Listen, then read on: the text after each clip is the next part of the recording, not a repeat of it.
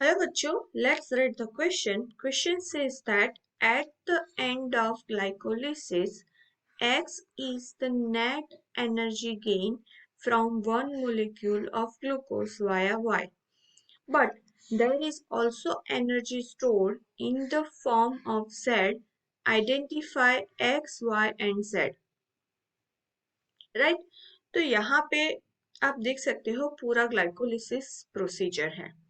Right तो यहाँ तक का जो फेज है जहाँ पे 6 कार्बन में से 3 कार्बन में कन्वर्ट हो रहा है, राइट वहां तक का जो फेज है उसे हम बोलेंगे प्रिपरेशन फेज.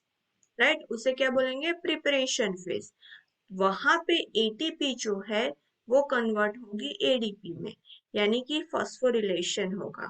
राइट और वैसे ही जैसे ग्लूकोज में से 6 फॉस्फेट बनेगा और फ्रुक्टोज 6 फॉस्फेट में से फ्रुक्टोज 1,6 फॉस्फेट होगा तभी एटीपी यूज होगा.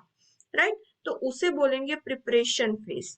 बट उसके बाद जब 3 कार्बन में कन्वर्ट हो गया तो वो फेज को हम बोलेंगे पे of phase.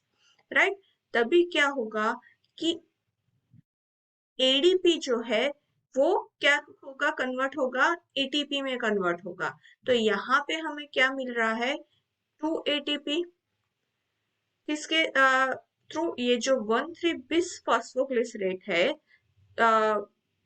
BPGA, right which is converted into the PGA, तभी 2 एटीपी मिलेगा. राइट तो ग्लाइकोलिसिस जो है वो नेट एनर्जी गेन कर रहा है, तो यहाँ पे X में क्या आएगा? 2 एटीपी. राइट 2 एटीपी एनर्जी क्या कर रहा है? वो गेन कर रहा है. राइट और उसके क्वेश्चन में क्या पूछा है कि net energy gain from one molecule of glucose via Y. तो यहाँ पे जो Y है वो क्या होगा? Substrate level of phosphorylation. Phosphorylation किसके through? Substrate level of the phosphorylation. और उसके अलावा भी क्या पूछा है कि also energy store in the form of Z. वो कौन सा होगा?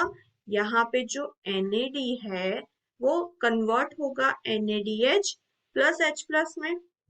राइट तो यहाँ पे भी हमें NAD रिड्यूस हुआ और एनर्जी स्टोर हुई NADH में.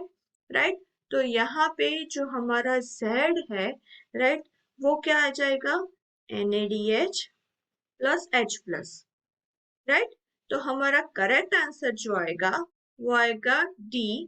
2 ATPs in X, substrate level phosphorylation in Y, NADH plus H plus Y into Z. Right? Hope you understood this question. All the best. Thank you.